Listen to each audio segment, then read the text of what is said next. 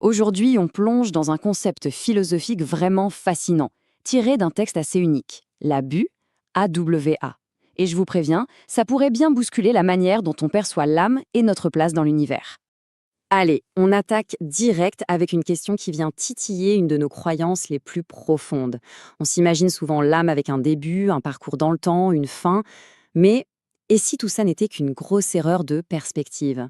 En fait, la source qu'on analyse est très claire là-dessus. Elle nous dit que cette manie de vouloir tout faire rentrer dans les cases du temps, c'est un biais typiquement humain, une erreur terrienne qui nous voile la vraie nature du spirituel. Et voilà le terme au cœur de tout, la BUAWUA. C'est comme ça que le texte nomme l'âme. Et regardez bien la définition. Fondamentale, spirituelle, libre. Mais le plus dingue, c'est le dernier point, hors du temps. Complètement. Alors pour bien décortiquer ce concept, on va y aller en 4 étapes. D'abord, on va explorer cette idée d'âme hors du temps. Ensuite, on verra son rôle de moule pour nous, les humains. Après, on prendra de la hauteur avec sa mission cosmique et on finira sur le poids, la responsabilité qui vient avec une telle liberté. C'est parti pour le premier point, comprendre cette âme hors du temps. On va essayer de vraiment saisir son essence, ce qui la rend si radicalement différente de tout ce qu'on connaît dans notre monde matériel. Bon, la première chose à piger, c'est que la BUA est adimensionnelle. Ça veut dire quoi? Qu'elle n'existe ni dans l'espace, longueur, largeur, hauteur, ni dans la dimension du temps. Elle est, par définition, totalement libre de ses contraintes. Ce tableau résume parfaitement le contraste. D'un côté, notre corps physique, matériel, prévisible, complètement soumis aux lois de l'univers. Et de l'autre, la BEA, spirituelle, libre, insaisissable. C'est vraiment une distinction clé à garder en tête pour la suite. Et voilà, la citation du texte qui met les points sur les i, c'est vraiment l'idée centrale de cette première partie. Essayer de penser l'âme en termes de passé, de présent, de futur, ce serait se tromper complètement. L'âme, elle, est tout simplement en dehors de cette flèche du temps qui nous obsède tant. Ok, maintenant qu'on a posé ces bases un peu abstraites, voyons comment ça nous concerne très très concrètement. C'est quoi au juste le rôle de cette âme dans notre vie de tous les jours? Le texte nous donne un autre mot. OMII. Ça veut dire être humain. Et la définition est d'une simplicité désarmante. Un être humain, c'est un être qui possède une BUWAW. Point. C'est l'âme qui fait de nous ce que nous sommes. Et c'est là que ça devient passionnant. Parce que sans cette buse soi, l'être humain ne serait qu'une sorte de poupée biologique, un automate super sophistiqué, oui, mais entièrement déterminé par la physique et la chimie.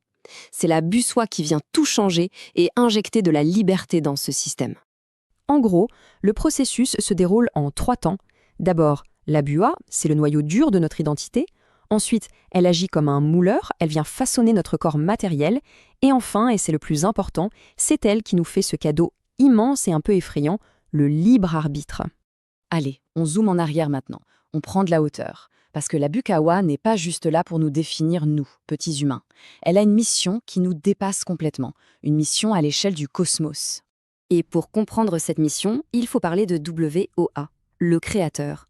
Dans cette vision du monde, c'est la source de tout. L'origine de l'univers, de la vie, de la matière, du spirituel, de tout. En face de Wa, il y a le WAM, le cosmos. C'est notre univers matériel, tout ce qu'on peut voir et toucher, régi par des lois physiques très strictes, très déterministes. Et pour faire le lien entre les deux, il y a les UAA, les lois. Ce sont les grands principes, les intentions voulues par le Créateur, WOA. Et le point absolument crucial, c'est que la BUAA a le choix de suivre ces lois, ou pas. C'est là que tout se joue. Ce petit tableau, il est parfait pour visualiser la dynamique. Tout en haut, on a Wawa qui édicte les règles du jeu. En bas, on a le WAM, le terrain de jeu matériel, et au milieu, qui fait l'intermédiaire? C'est nous. C'est la BUA. C'est l'agent libre qui choisit d'appliquer ou non la volonté du créateur dans le monde matériel. La question, c'est comment elle fait, concrètement? Eh bien, le texte est étonnamment précis. Elle agit sur l'indéterminisme microphysique. Pour faire simple, notre âme, par sa liberté, peut influencer les choses à l'échelle des particules, au niveau quantique, pour provoquer des changements bien réels à notre échelle. C'est le pont entre l'esprit et la matière. Et tout ça, bien sûr, nous amène à notre dernière partie. Parce que si l'âme est si libre, si puissante, quelles sont les conséquences? Quel est le poids d'une telle responsabilité sur nos épaules? La conclusion, elle est inévitable, cette liberté n'est pas un cadeau sans contrepartie. Elle implique une responsabilité totale, absolue. Puisque c'est l'âme qui est à l'origine de nos choix, elle est entièrement responsable des conséquences. Pas d'excuses, pas de c'est la faute des autres. Du coup, quand un individu, via sa BUA, fait un choix qui va à l'encontre des lois de voix, il ne fait pas juste une bêtise, il vient briser l'harmonie globale de la création.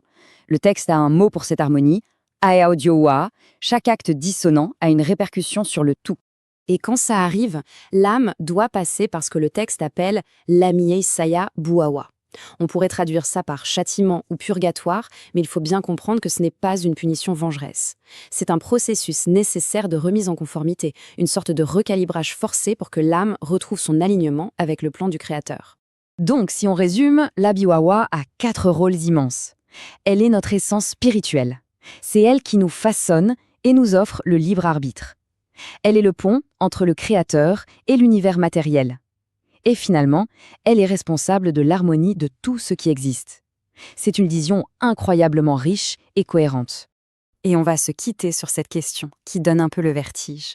Si ce concept est juste, si chaque âme, par ses choix, peut réellement influencer la trame de l'univers, alors quelle est notre plus grande responsabilité à nous tous ? C'est une pensée à la fois exaltante et écrasante, sur laquelle je vous laisse méditer.